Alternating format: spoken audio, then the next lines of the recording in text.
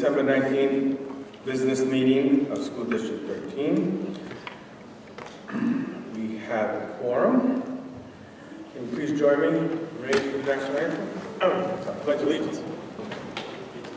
I pledge allegiance to the flag of the United States of America and to the republic for which it stands, one nation, under God, indivisible, with liberty and justice. We should do this. We should sit next one. Okay. Can I get a motion to approve the minutes?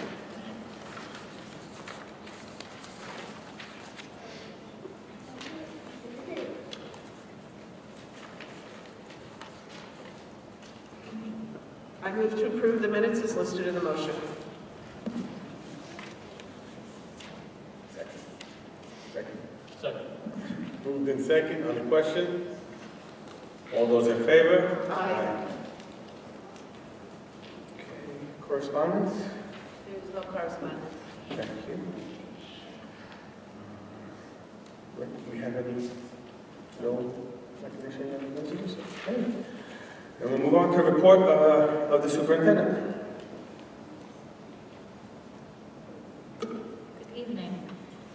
Thank you for joining us tonight. Last month there were no public comments, so there's no follow-up. And before we get started with our presentation, I just want to wish everyone a very happy and healthy holiday season. This week we are celebrating Family Week in the schools by having no homework for the week, so families can spend time together. That's a break for the parents too, by the way. It's a gift to our parents. Yeah. Absolutely. Yes, so happy holidays to everyone. We'll be closed. Friday is our last day before the break. Tonight we have the representatives from the Altaris Group with us who are going to be presenting. So I'm going to bring up Mr. Napolitano, who is our new district security director, and he's going to introduce his two colleagues from Altaris.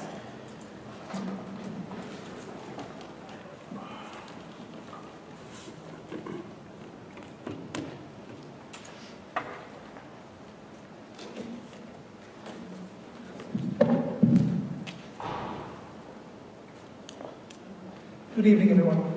With me tonight is the Senior Vice President of Altaris Consulting, Mr. Brian Shanahan, as well as our Long Island area consultant, who also consults for our district as well, Mr. Thomas Scott.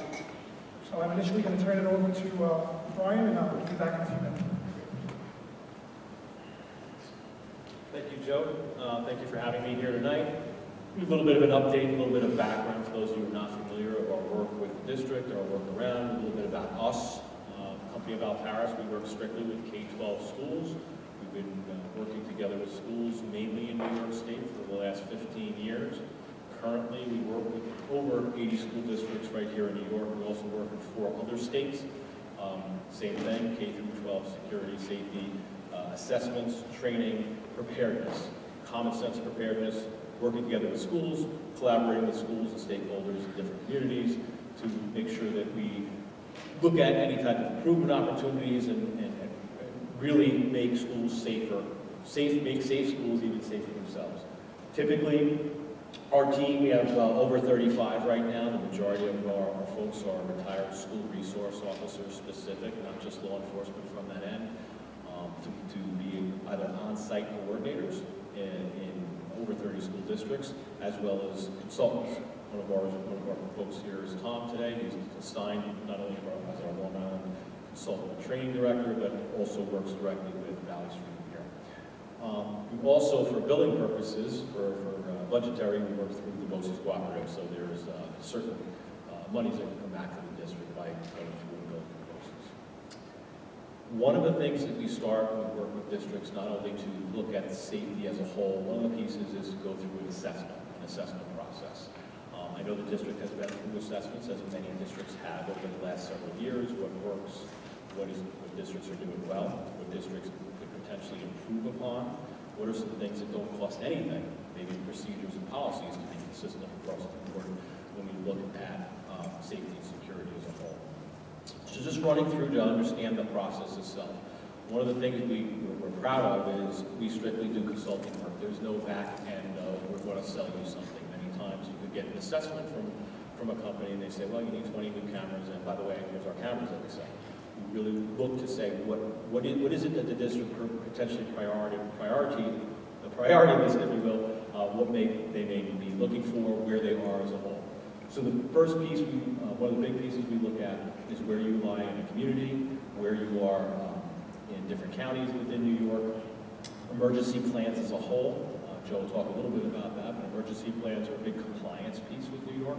Not only your district level public-facing document of an emergency plan, but the specific confidential plans per building to make sure that what may potentially may need to be modified with those, all of which that we would help with.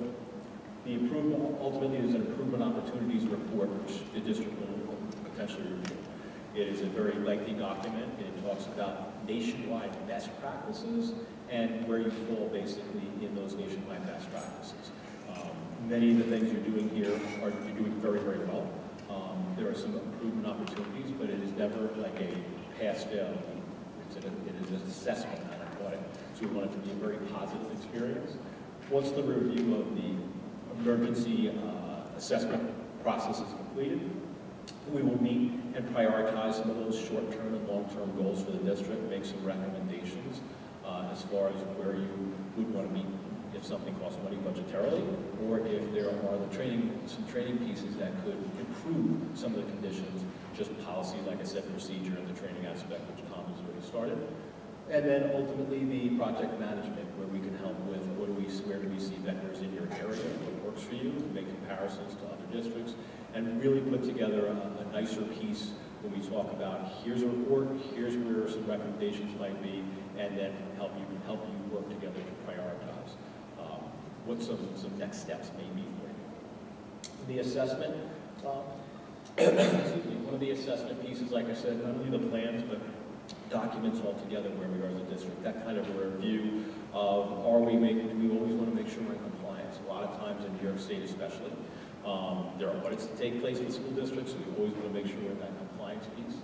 We also involve, and this was a great process here in the district, where all of your key personnel, including from the district level to each of the buildings, when we talk about administrators, to be able to have that openness and conversations with administrators as to any things that they feel they're doing very well, any places where they can look for improvement opportunities and work together with them, and then walk around to each building, every nook and cranny, look at the site visits, both externally and internally, locks, doors, windows, those kind of things, just as some examples. And this will be ongoing work too, if we see things that we need to look at a window or look at certain locks to make some recommendations as we move along. It's not, when we do the assessments, it's not just, here's a big report, good luck, we want to work it through with you to help you with that project management and assess any of the priority pieces. Part of what we do, there's like, the best way to explain it is there's two arms to our company. One is the consulting side, where we are 24/7 with consulting, and there's no bill, there's no meter running when it comes to that. So should you find any concerns, issues, challenges that may happen after hours or weekends, many times, as we've seen in the news, we have a lot of digital threats going on nationwide. There's a number of bomb threats, there's a number of things that occur, unfortunately, just in the state of affairs that the world is in, that schools sometimes are challenged with. This is happening. What are some recommendations? How might you be able to help? Part of that 24/7 is we can pick up a phone and have a conversation, both preparation, what we might have to, how we may have to react to something, and then even help with media releases and information to be as transparent as possible when we're going through information that may be out there. So that's the consulting side. It's also the training aspect. So we provide training at a minimum twice a year per building at a minimum. Should there be need for or discussion about further training, threat assessment training, debriefing on major incidents, that's all part of the consulting side. The coordinator side is what you have here with Joe. We just met, we'll speak a little bit. Our safety coordinators that are assigned to school districts really help to make sure that all the drills are being completed as compliance with the state. I'm sure everybody may be familiar. We have to do a minimum of 8 evacuation/fire drills and 4 lockdown drills a year. We don't want to check the box and we don't want to build anxiety, but we want to train students for their muscle memory for a good safety, for that good safety piece of the drills that we're required to do, help with potentially daily security operations, they would attend emergency team meetings. Every school building has to have an emergency team, so our coordinators can help sit in on those, give some guidance as far as debriefing on drills and preparation for upcoming drills or events that may be happening. And the general safety compliance. Our coordinators typically will work with the entire team. They don't work in a silo. Like I said, we work with at least 30 other coordinators right now. So we have a large group that works together to make sure any information, share information, and again, best practices that are happening locally here in our unit schools. Joe, you want to talk a little bit about the project management piece? So we have a couple of slides left in the presentation. What I'd like to do now is just briefly touch upon some of the specific things that we started to do in our district and some of the things that we hope to do moving forward. Staff training. So we have conducted staff training in each of our 4 buildings. We've attended 4 staff meetings, one in each building, where we've specifically spoken about New York State emergency protocols, including but not limited to lockout procedures and lockdown procedures. So each of our buildings, during their staff meetings, have already received that training. Exterior door numbering. This is one of the improvement areas where it's directly related to our first responders and their response to our buildings. One of the reasons why we like to number our exterior doors is so that when our first responders, our law enforcement partners, respond to our buildings in an emergency, it helps them to navigate our buildings. We have already completed the numbering on 3 of our buildings. We have 1 more to go. We anticipate doing that shortly after the break. So briefly about the numbers, they're specifically visible, 7 inches in height, and they're what they call hypersmatic reflective, so you're able to see them at night, especially if you have a flashlight on. Assessment of security personnel and operations. Now this area we've kind of been doing rolling throughout the years. We first started in the first week in September. One of the things we like to do is assess the security personnel and the day-to-day operations of our physical security. How is our staffing level? What are our staffing levels? How are they being utilized in our buildings? Are our staffing levels adequate? Are they being utilized properly? We take a look at that. Specifically, after-hours events, weekend events can be a challenge in some districts. We want to make sure we're getting full coverage. And even as far as exterior coverage of our buildings, we want to make sure that we have that as well. So this is a continual process. We're in the process of creating an outline specifically related to this point, and at some point we're going to share that as well. Lanyard identification system.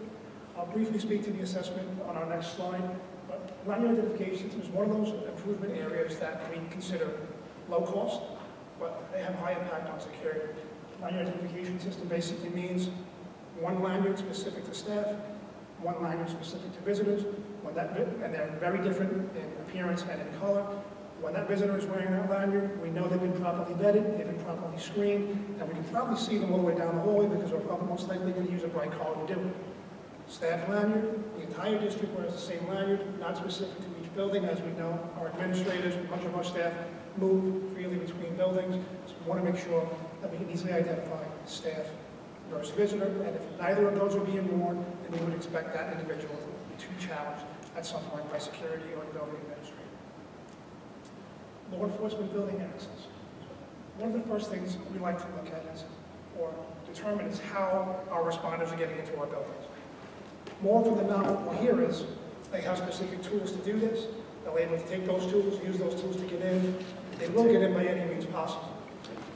While that might be true, what we want to do is limit the time that it takes for them to do so. We want to get them in an emergency situation as quickly as possible.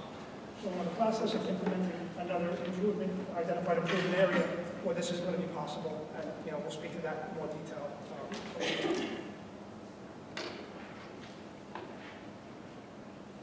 Next steps. Brian talked about the assessment. So the formal assessment process actually began today. We visited with 2 of our building principals, Tom and I. We interviewed them for the initial assessment interview. Our remaining 2 initial assessment interviews are already scheduled, as well as our 4 specific building walkthroughs that Tom and I are going to conduct in more detail. Probably between now and some point in mid-January, they're already scheduled, so we're looking to complete all of that by that time. Basically, once that is complete, Tom is going to then formulate an extensive assessment plan. That plan is going to include areas of improvement, priority levels in those areas, timeline for generally how all these improvements take to be completed. They get categorized, and then they get assigned, specifically according to departments. For example, if we're talking about our camera systems with our camera guy, I will work closely with our IT director, Andrew DeMango, and we will look to get that improvement area completed. If there's a facilities issue that needs to be dealt with, I will then work closely with our facilities director, Sean Reed, and in conjunction with all of our administrators in the district, we'll look to improve those areas as well. Emergency plan updates, Brian touched on these. District-wide safety plan, as we know, the public-facing document that we have on our website, and then the building-specific plans, which are confidential. One of the things we like to do with it, this is where our project management team comes in. They do an extensive overhaul of each of these plans. Usually by January, February of each year, these plans will be extensively broken down. We want to make sure that each one of these plans is 100% in compliance with New York State education guidelines. And they will be once we're done taking them up. We also want to make sure we keep our timeline in place. As we know, district-wide safety plan is a 30-day comment period with that. We want to get all of our steps done for the district safety plan well ahead of that September 1st deadline for upload to the state, and the building plans well ahead of the October 1st deadline as well. Last piece, training and tabletops. We spoke a bit about training. There is additional training that we usually complete in the spring, usually related to parent reunification. That's a big piece, a lot of moving parts, but we will get there at some point as well. And we talk about tabletops. We usually include at a minimum our multi-level emergency response teams. We assign them specific roles that they have assigned in a real emergency, and then we kind of role play with them to see what they would do in those emergency situations.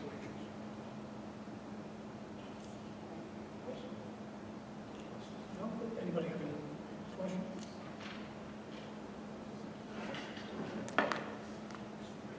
Just want to make a statement before.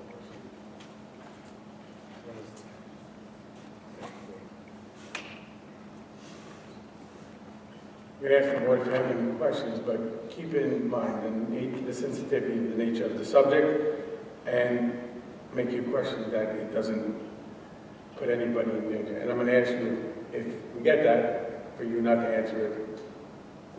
Any other votes? Understand? Thank you. Any questions from the board? Let's move anyway. We don't have questions. That's okay. Thank you very much.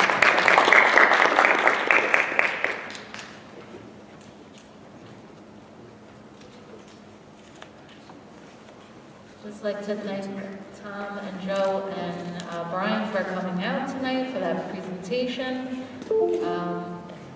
Alteris has certainly become a very good partner with the district very quickly, and Mr. Napolitano and I meet every Monday when he's here, and we're really moving a lot of safety projects forward, and you know, we can't ask for more than that. This really is, I believe, the board's first priority, safety and security of our schools. Our schools are very safe places. They continue to be very safe, and these enhancements just, you know, are reassuring to the community. So thank you very much. Thank you. And that concludes the superintendent's report. Thank you. Okay. Education Committee. We have an amendment to the agenda.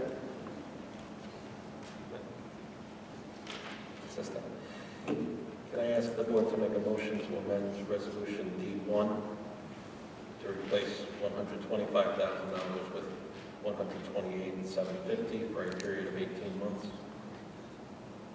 So moved. Second. Moved in second on the question. All those in favor? Aye. D1. So D1 as amended, I move appointment of coordinator of early learning and literacy. Resolved, the Board of Education hereby appoints Crystal Chaplin to the position of coordinator of early learning and literacy for the salary listed in the motion for a probationary period of 4 years in the early learning and literacy tenure area, and in its future resolved, the Board of Education hereby approves the attached employment agreement and authorizes the board president to execute the same. Second. Moved in second on the question. All those in favor? Aye. Motion carries. She's here. Welcome.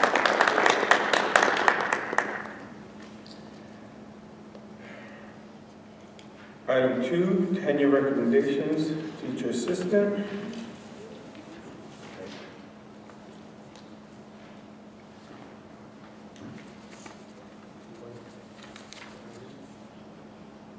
Yeah, both roles, sorry. I'm acting both roles, so.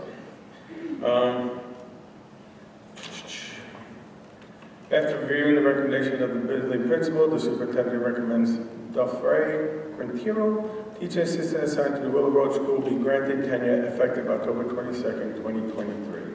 Second. Moved in second, on the question. All those in favor? Aye. Motion carries. Yes, but we'll include Ms. Quintero in our celebration of tenure at the June meeting. So we'll invite her then, and we'll read her tenure recommendation at that time. Okay. Item E is a consent agenda 1 through 5.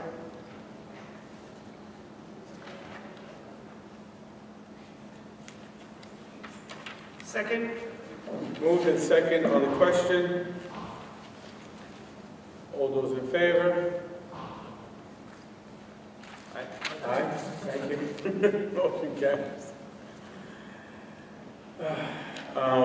There was no education committee meeting, so there's no update as it was canceled. Hopefully it continues next month. Business committee, trustee Farrell. Good evening, everyone. I move item number 1, electronic signatures, as listed in the motion.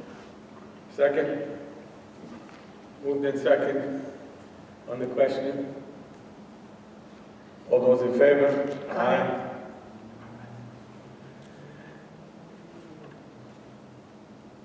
Motion carried. I'm sorry, motion carries. I'm doing too much. I move item 2, the appointment of a personnel clerk. Resolve the Board of Education hereby appoints Sarika Kapoor Tayal as personnel clerk effective January 8th, 2024 on step 6 listed in the motion in accordance with the Board Vista EOP contract in effect on the date of employment. Second. Moved in second, on the question. All those in favor? Aye. Motion carries. Thank you. And that goes, oh, I'm sorry. And item G, 1 through 3, is the business committee consent. I move. Second. Moved in second, on the question. All those in favor? Aye. Motion carries. And that concludes the business committee for this evening. Thank you, trustee Farrell. Policy committee, trustee Capozio. Good evening. Item 1, policies going up for first reading are going to be policy 8140 on safe school choice, policies 4772, graduation ceremonies, policy 4231, programs for students with disabilities, under the IDEA and New York Education Law 89. Subject number 2. Take your time, keep going. There's no movement. No movement. Policy number 2. Going up for second reading and adoption, policy 0115, student harassment and bullying prevention and intervention. Policy 4321.5, confidentiality and access to individualized education programs, individualized education services, programs and service plans. Policy 4327, homebound instruction. And policy 5710, violent or disruptive incident reporting. Second. Moved in second, on the question. All those in favor? Aye. Motion carries. Subject number 3, workplace violence prevention policy is listed in the motion. Second. Moved in second, on the question. All those in favor? Aye. Aye. Motion carries. That concludes the policy committee, correct? Yes. Facilities committee. That's me. I have an update. Oh, I left it inside. Okay, just close here. Oh, a couple of updates. We met earlier today. I left my notes inside. I apologize. microphone to the rescue. Thank you.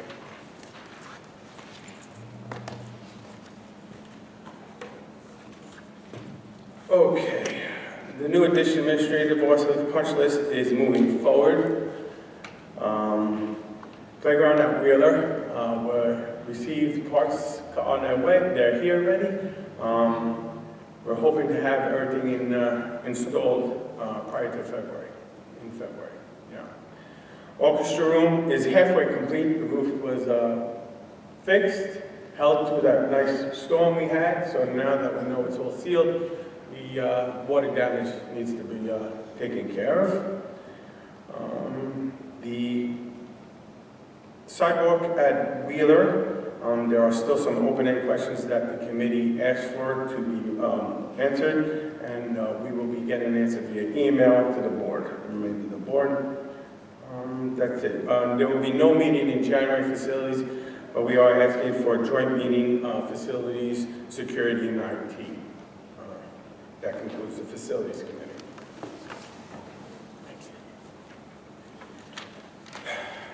Committee of the whole, that's me too.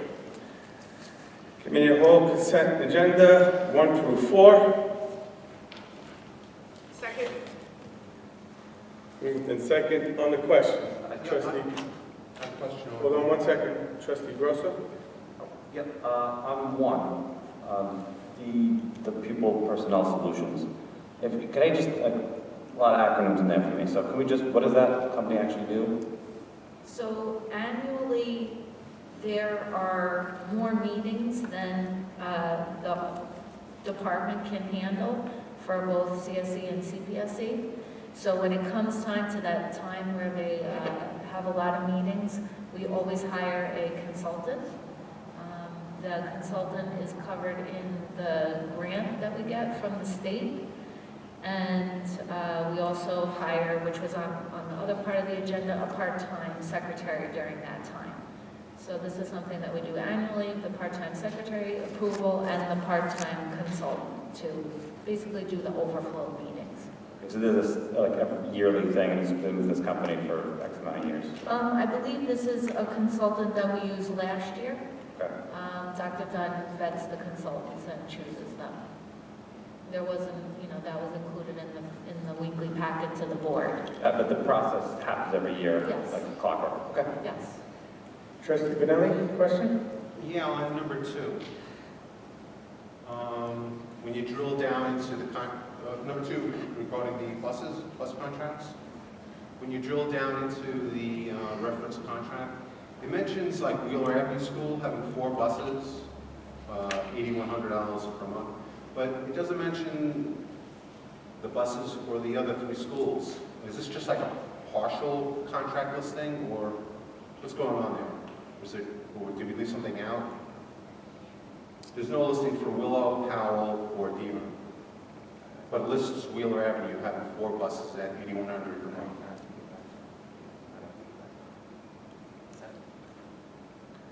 We don't have the answer right now, so we'll include it in the packet. I'm sorry, what? We have to review it, we don't have an answer right now. So, okay, so what I drilled down into, what is that? That's just a partial list? Those are the contracts, but we'll double check that what we have in the attachment is the same as what we have printed for signature. Okay. All right, so I am saying it's correct. We just don't have the other 3 schools included. It's the hyperlink that you have at the agenda. I'm not quite sure she knows what you're looking at. I just want to verify she understands Oh, what yeah. you're looking at. It's the hyperlink on the agenda. Number 2.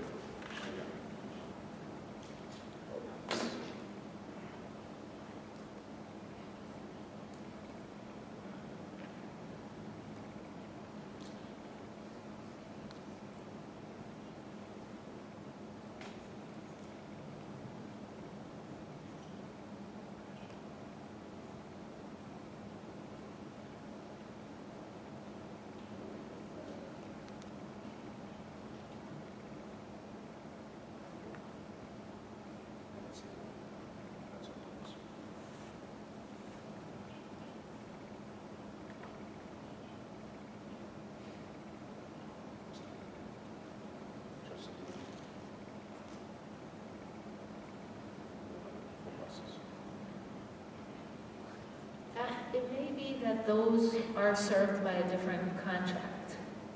The cheese bus is for those specific Wheeler and Our Lady of Lourdes. So different bus companies do different routes. All 4 of the building's routes are not served by the same bus company. That's why it's listed like that. Also, okay, who services D-Rim? Well, I don't have that. That contract's not up, that's why. That- okay, This so is this just for is the contracts that are up, There we go. so that's the Okay, clarification. there we go, thank you. I didn't want to assume that, that's what I was Right, so, Okay. understand? Yeah, this is just the partial. This is one contract that's up, and these are the only lines that are up for renewal. You okay with that, Trustee Canal? Good? Any other questions? Hold on. Yeah, no, I'm good. Very good. Any other questions from the board? We seconded? No, we didn't second. I second You did second? You did. I'm sorry. Moved in second on the question, that's right. Any other questions? Okay, motion moves. Report of the attorney, Chris? Tonight I provide your district clerk with a report regarding an appeal to the commissioner, which our office defended a school district in. The commissioner dismissed the appeal. The parent in that case had argued that they could bypass the appeal process, which required an appeal to the superintendent and then to the board, and go right to the commissioner. The commissioner denied the appeal on the grounds that the parent had to exhaust their administrative remedies prior to going to the commissioner. Thank you, Chris. High school report, Trustee Farrell? Unfortunately, I don't have a high school report ready because I wasn't expected to be here, so I'll catch everybody up next month. Okay, we look forward to it. Old business? Trustee Canal? Yeah, I have a question for Gerard, Superintendent, Assistant Superintendent Gerard Antoine. A couple of months ago, I brought to your attention, the board's attention, that we had several $1 million in checking accounts drawing no interest. The Capital One, per se, the money markets. Have we addressed any of that? Have we moved any of the monies into interest-earning accounts?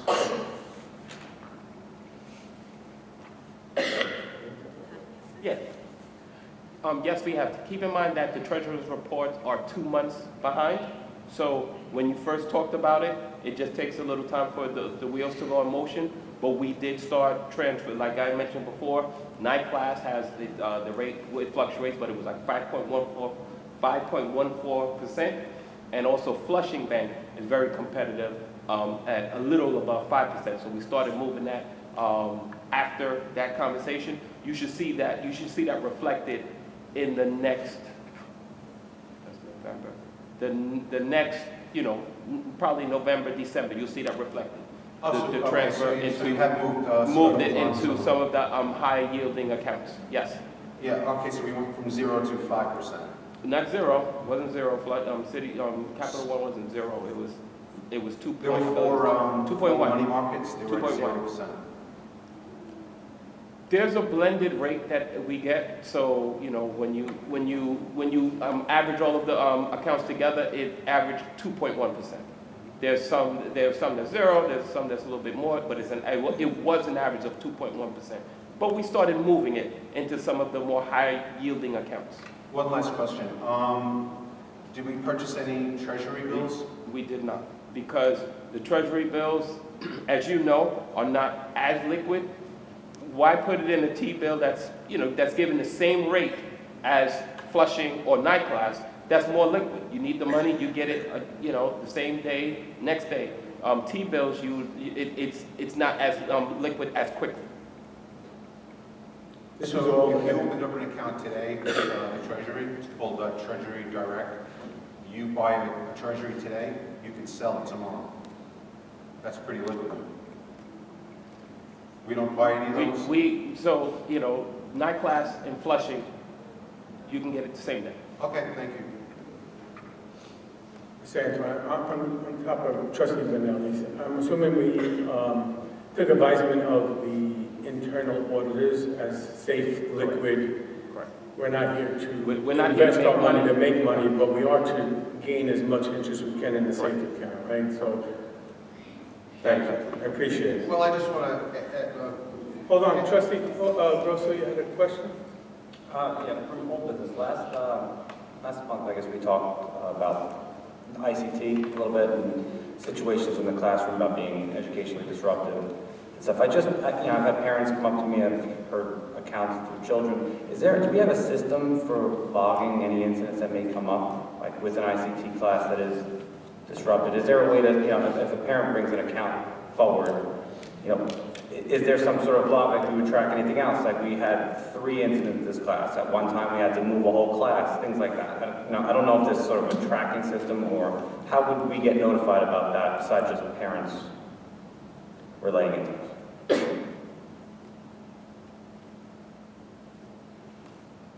We follow the code of conduct for all students in the district. Well, if there's an incident in the classroom that a parent witnesses, like, is there any sort of education disruptive thing? So, maybe let Trustee Capozio go a little bit. He had brought it up. Okay, Trustee Capozio? I think I can, is there any policy in place that requires some type of report to be filed if there is a disruption in the classroom? We file several reports for when there's violent and disruptive incidents in the district. There's also a corporal punishment report. I would assume it holds true for any. It's for, Yeah, I just caution us to be drawing a distinction between special education students and regular education students. We treat everyone. There's no caution. It was talked about. That's what I'm trying to understand because this happened in the meeting. I know, but I think that we need to be careful about drawing this particular distinction. Any student who creates a disruption in the classroom would be treated the same and would fall under our code of conduct and would be handled in the same manner that we treat all disciplinary actions. Okay, so that's what I was asking. There is something generated, and that's, Trustee Capozio said a little bit better. It is law. It's Code of conduct is our policy. We use that for everything. That's how the principals make their decisions. I have old business as well. Can you update? There was a Hold follow-up. on 1 second. I had a follow-up, you moved on. Remember, I wanted to make that I comment. understand. I'll get back to you, Trustee Bernal. Thank you. Update on the life back? So our medical director, Dr. Kennedy, I don't know if approved is the right word, but I guess approved is the right word, or sanctioned the use of the LifeVac device for our district under his supervision.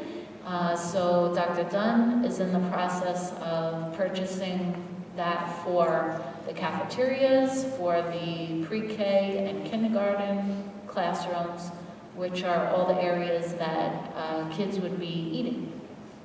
Great news. Great story. Trustee Bernal? So you capped off the issue of what do we do with the funds in the reserve funds and in our bank accounts, millions of dollars.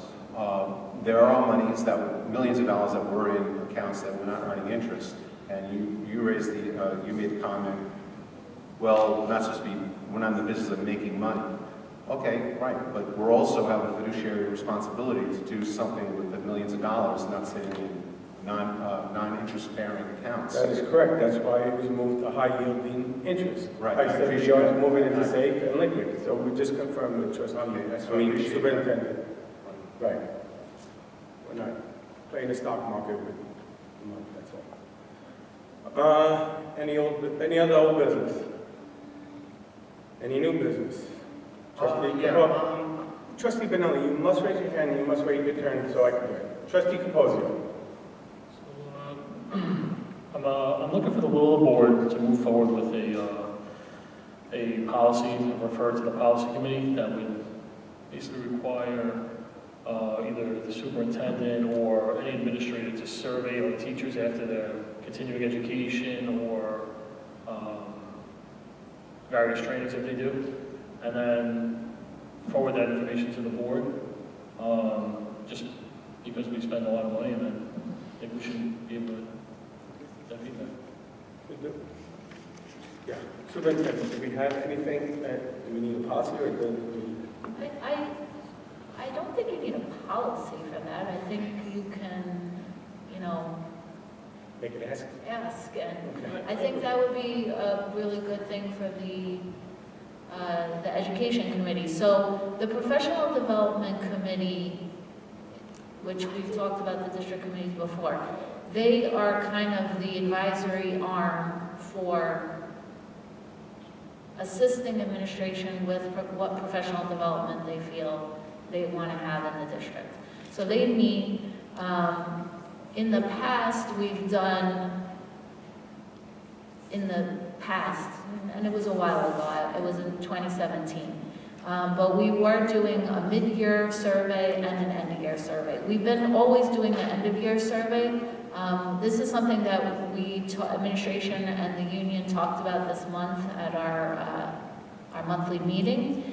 And I created or resurrected the mid-year survey, which has been open to the teachers right now. So they have this week to contribute to that survey. So there are opportunities for that feedback, and I think if usually the results are reviewed with the professional development committee so that they can advise, but I don't see any reason why the education committee also couldn't review that as well. So to clarify, Trustee Posey, are you asking for like a survey on each each individual? It's not Not a basis of the professional development, but in particular each class on the actual. if we should continue in that class, that it wasn't worth the money. I think that's a great idea. So we do have the capability to do that in the PD system, but people have to fill it out, but we can. Okay, so let's see if it's the will of board of Trustee Capozio. I don't think it- We good? Okay.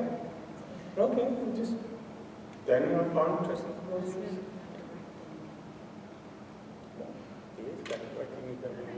Yeah, it's just a will of the board. Yeah. That you're going to send us a report on each individually. Trustee Capozio, yes. Trustee Benelli? Yes, question was Superintendent LaRocca. I think the board should consider that level of granularity. We do a lot of professional development, there are a lot of teachers, and you're asking for Just, I guess, a survey of the average of teachers. the survey of the feedback. I mean, that's a lot of, Could it just maybe be the ones that we're paying for, or that's the a ones lot that of come across? information.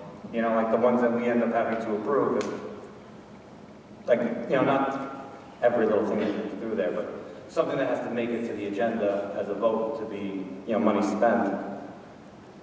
Like the bigger stuff, if that makes sense. How about we send this to the How education about, committee? I think we should send it to the Yeah, education send it. committee, and let me give you some examples, then we'll see if that's what you're looking for, and we'll go from there. So we'll send this to the education committee, let them iron out the details and report back to us. That's fine, I'm fine with that, but I don't, this is not a personal administrative thing. I think when we did the retreat with Sean, he kind of made it more of a broad view, look into the future type thing. And to me, anyway, I just think it would be a good policy to have in place for the future of the district. But I think we can. You're part of the education committee, right? And I Just- also want to look at our policies to see what we have in the policies as well. So I think a little work for the policy committee, a little work for the ed committee, and I think we'll move forward. We'll move forward with the committees then, okay? Sounds good, thank you. Trustee Benelli, did you have a question? Superintendent LaRocca. Will you be able to give me the actual number of students who ride our buses by the end of the week, or is that too cumbersome to have the four schools collect the actual ridership on the buses? We have an administrators meeting tomorrow morning, so I have that on my agenda. So maybe. Oh, I thought thought you were talking, I thought you were referring to the, okay, thank you. Any other new questions? New business? No? Do we have any? There's none for the end either, right? There's none. Okay. That concludes. I need a motion to go back into exec session. Do we need to? Yeah. Oh, I'm sorry. I make a motion to go back into executive session for legal matters with the board, the superintendent, and the assistant superintendent for the business and personnel. Moved in second on the question. All those in favor? Aye. Thank you. Thank you, everybody, for coming down. Happy holidays. See you in the new year.